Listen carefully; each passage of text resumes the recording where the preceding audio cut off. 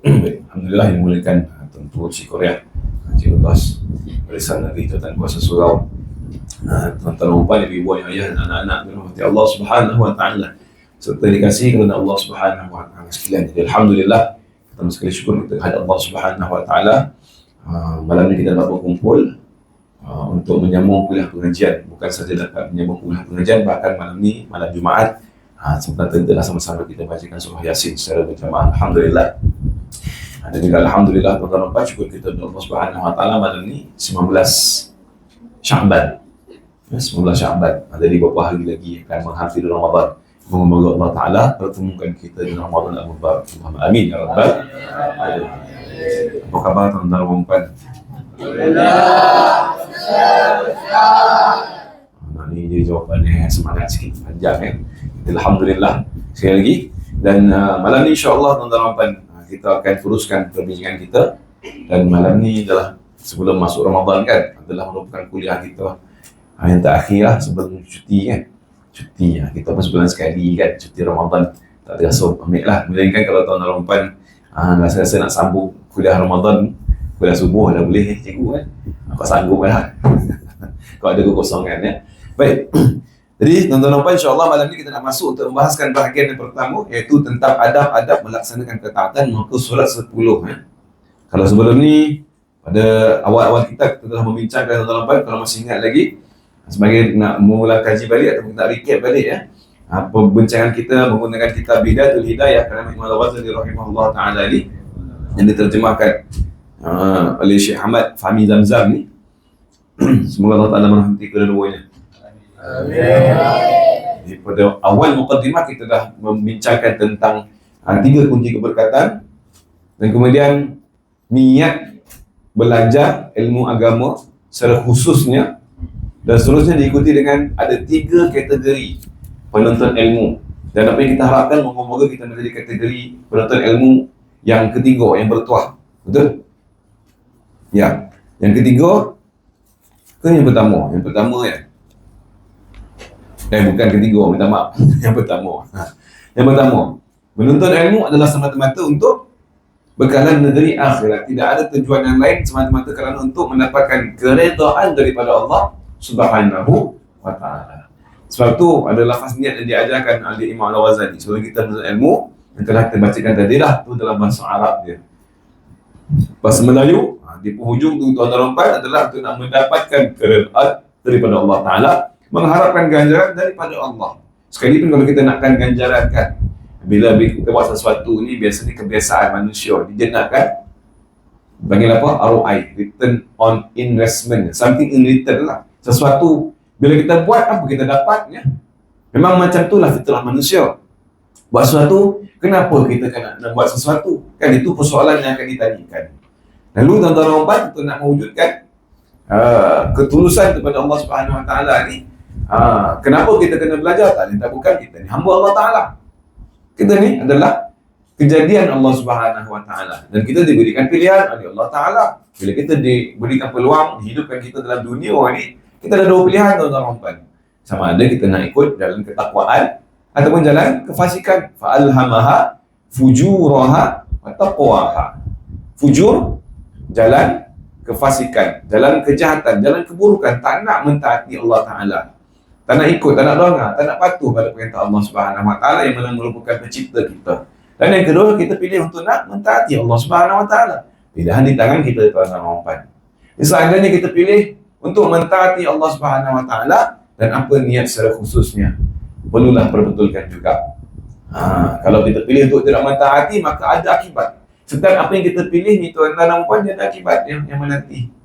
Sama ada akibat dan juga ganjaran lah. Kalau sekiranya kita memilih jalan yang tidak betul, maka kita akan menanggung akibat daripada pilihan yang kita lakukan tersebut. Jadi moga-moga Allah Ta'ala jadikan kita daripada orang yang pertama, penuntut ilmu yang kategori pertama. Dia pilih untuk menuntut ilmu, dan bukan hanya sekadar menuntut ilmu agama ini sebagai pilihan, bahkan juga dia jadikan sebagai, dia memilih juga untuk mengharapkan ganjaran, segala balasan daripada Allah Subhanahu wa ta'ala, tanpa mengharapkan ganjaran, balasan dan perhatian daripada makhluk. Tu. Allahumma amin Ya Rabbal Alamin. Itu yang pertama. Dan minta berlindung kepada Allah Ta'ala, semoga Allah Ta'ala jauhkan kita. Kita menuntut ilmu ni kerana apa? Kerana manusia, kerana takut pada seseorang, kerana terpaksa, ataupun kerana apa? Kerana nak mendapatkan habuan, nak mendapatkan kemuliaan, nak mendapatkan apa sajalah kelebihan di sisi manusia, tuan-tuan dan puan. Maka ini adalah merupakan di antara orang yang tertipu dengan syaitan dan juga tertipu dengan hawa nafsu. Maka moga-moga Allah Ta'ala lindung kita daripada golongan yang kedua dan golongan yang ketiga. Allahumma amin ya Rabbal Alamin. Jadi itu tiga golongan itu akhir telah kita bincangkan pada pertemuan yang terakhir. Dan malam ni tuan-tuan dan puan kita nak masuk pada penutup. Sampai daripada Imam Al-Ghazali menyatakan tentang ketiga kategori manusia ni, maka tujuan kita menuntut ilmu adalah untuk nak mendapatkan takwa. Dan takwa ni tuan-tuan dan puan, kalau masih ingat lagi, itu dia adalah buah. Dia adalah hasil yang terakhir. Kita panggil dia sebagai outcome. Benda yang kita nak capai. Dah capai ke belum tuan-tuan dan puan? Belum lagi. Macam ibarat kita tanam pokok lah. Nanti tanam pokok. Kita tanam pokok apa? Contoh durian. Pokok durian lah kan. Musang king. Durian musang king pula. Jenis yang lebih spesifik lagi, musang king. Jadi berapa lama tempoh penanaman tu? Panjang masa. Kalau ambil daripada benih, kira pada benih lah. Jangan kira daripada pokok tu yang dah anak pokok dijual ke kedai ya. Daripada anak benih. Anak benih, sampailah dia nak mengeluarkan hasil tu agak-agak jangkaan tu berapa tahun? 7 tahun. 7 tahun, bukan 7 bulan, tuan-tuan dan puan, bukan 7 hari. Bukan 7 minggu bukan 7 jam. Dan bukan 7 saat, tuan-tuan dan puan. Tanam tu je proses. Tetapi dah ada kebulung buah, dah dapat kebulung buah. Sebab tu kita ambil daripada benih. Contohlah kita ambil benih. Dah dapat kebulung buah tu, tuan-tuan dan puan. Hasil tu dah dapat ke belum? Macam tu juga takwa. Takwa belum lagi. Takwa itu adalah buah di penghujung. Dia adalah buah. Bila dia buah, dia adalah hasil yang terakhir panggil. Di penghujung proses kita samai benih, siram, baju, bola, lindung, dan teruskan konsisten jaga, suburkan lagi, jauhkan, selamatkan daripada haiwan perosak, dan pada akhirnya nanti menunggu sahaja akan keluar hasilnya di akhir. Itu dia panggil outcome. Dan sebelum tu tuan-tuan dia ada dia punya proses-proses yang perlu kita kena tempuhi, kena lalui dengan penuh kesabaran. Seandainya kita tak sabar, nak juga on the spot kan, nak dapatkan on the spot, maka tanaman tu bukan tanaman yang masa panjang lah. Tanaman apa yang dapat kita capai tuai hasil itu dalam masa singkat. Toge lah kan. Apa lagi? Selain pada toge yang pun dah. Toge lah. Toge boleh lama tahan tuan-tuan dan puan. Sekejap saja tahan. Tanam cabut. Ada mana akar pun habis tercabut. Tempoh jangka masa tanam tu berapa hari? Maji? Seminggu lebih kurang lah, 7 hari kan. 7 hari tanam benih, cabut balik akar kemudian makan semua sekali pokok. Mana pokok lagi tuan-tuan? Tak ada lah.